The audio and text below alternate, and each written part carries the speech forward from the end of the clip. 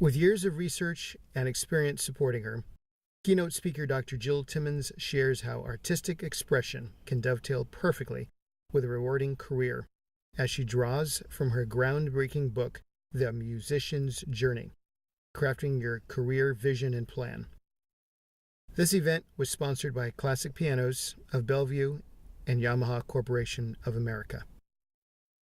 Now, as I was writing this book, I thought, well, it's obvious that people can have a thriving career in music. I look at my colleagues, certainly my own journey as a performing artist and educator. I knew it experientially and intuitively, and I saw it around me. But I also saw within our culture this notion of the starving artist.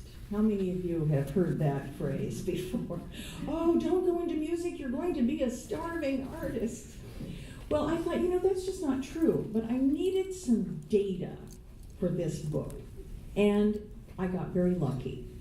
In 2011, the National Endowment of the Arts and separate research facility, the Strategic National Arts Alumni Project out of Indiana University provided me with all the verification that I needed and more. Let me read a little bit about this.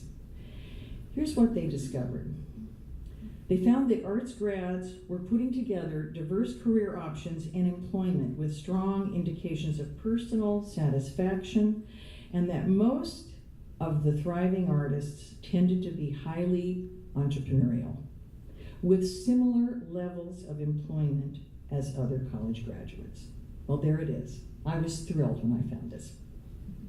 To back that up, the National Endowment of the Arts, the artist employment projections through 2018. That sounds kind of like a dry read, but I found it very interesting.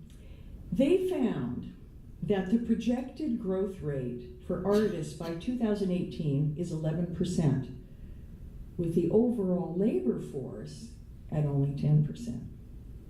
So we know that our students have bright futures, but how they get there is the trick.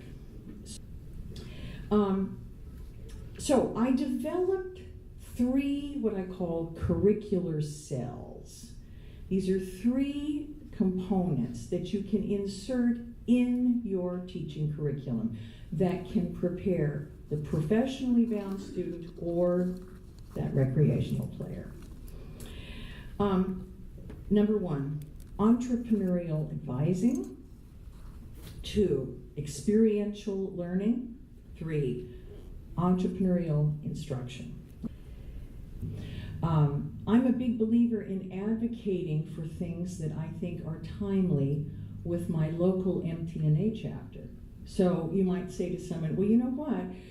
We're really overdue to have somebody come in and talk about career development. Could we put that on the roster for next year? So you can also be an advocate within the collective for this sort of thing. When all is said and done, and my students leave for college, and hopefully they got into the school or schools that they really wanted, and they got a good financial aid package, that's part of it, I want them to have 5 things from my studio, from my teaching. And in fact, when I was at the college, if these students didn't have it when they came to me, then they had it when they left. Think critically. To be a critical thinker, okay? Number 2, know how to problem solve with imagination and originality.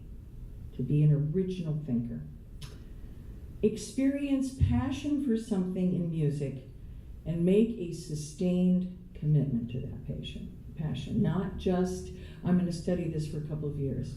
That's a sustained. What does it feel like to make a sustained commitment? Playing the piano. How long does it take to be able to play the symphonic etudes? Okay? Be ready for change.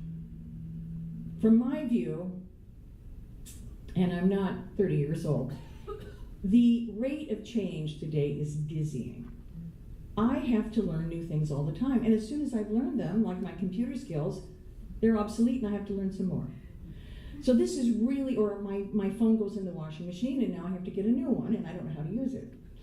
So our students have to know how to deal with change, accept it, embrace it, and move forward. Be ready for it. And the last thing, and I see all of you here, engage in lifelong learning. We leave school, we leave our professional training, but our education is really about what colleges and universities say as you leave the door, commencement. That's what it's about. So the other thing I remind my students of, and I love this quote, it's from Oscar Wilde, be yourself, everyone else is taken.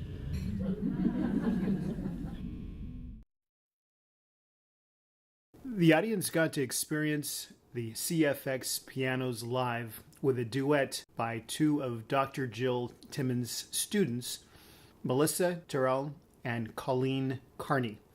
Here's an excerpt of that duet.